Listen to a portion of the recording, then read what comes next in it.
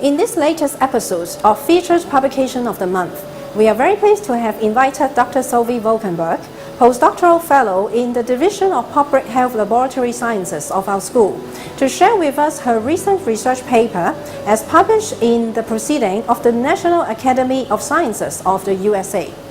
Dr. Valkenburg, can you tell us a little bit about your broad area of research? My main research interests are T-cell responses to influenza infection.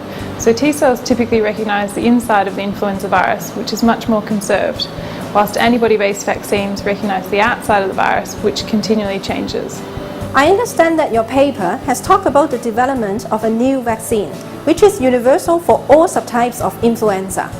So what is this new vaccine, and why is this discovery important?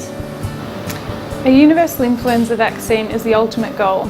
If we could pre-arm our immune system against pandemic and outbreak viruses without having to know what those viruses were, is the ultimate. Our vaccine, which was developed with the NIH in the US, uses a smallpox vaccine vector containing bird flu-derived proteins.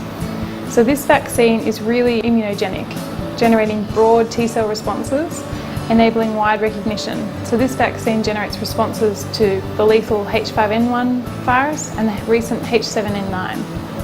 What are the other key findings in this research study, and what are the significances of these findings?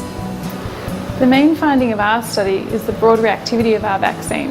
It doesn't just work against similar H5 viruses, but against all the viruses tested, and these can be really quite different. The surprising finding of our study also was how the vaccine works. So this vaccine uses helper T-cell responses, which are more important than the killer CD8 T-cell responses for protection. Helper responses are normally used to coordinate other immune cells, which can be really important in severe infection like H7N7. In your opinion, what are the future steps for scientists in the way forward for this particular vaccine?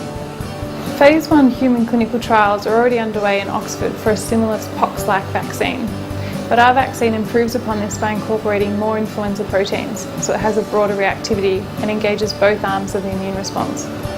Eventually we'd like to move from our mouse study to human trials. And one of the difficulties in going forward will be licensure for this vaccine.